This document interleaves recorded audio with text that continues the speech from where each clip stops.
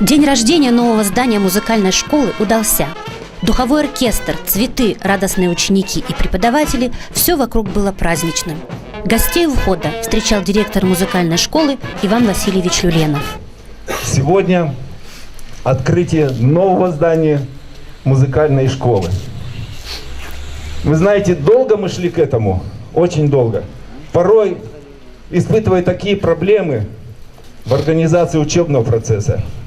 Я думаю, что не меньше трудностей испытывали те люди, которые днем и ночью трудились, невзирая ни на погоду, ни на те условия, потому что они знали конечную цель. Они строят будущее, они строят прекрасные условия для наших деток. Новое здание музыкальной школы построено всего за год и отвечает всем требованиям европейских стандартов. Светлые, теплые классы, актовый зал, просторные коридоры готовы сегодня принять детей для обучения музыке. Рада, что я вот все-таки дожила до того дня, до того момента, что я нахожусь сегодня в стенах новой музыкальной школы, потому что условия были отвратительные и в сырости, и в холоде. Но знаете как, люди искусства, они со своей энергетикой, то есть и детям прививали, и сами работали в полную силу.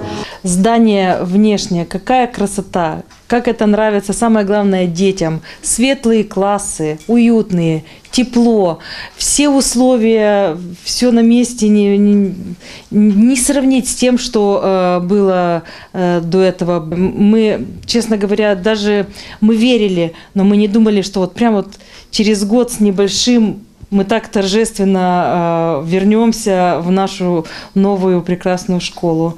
Конечно, больше всего рады новой школе дети, для обучения которых сегодня созданы все условия. Я занимаюсь уже на протяжении 6 лет в отделении фортепианном отделении.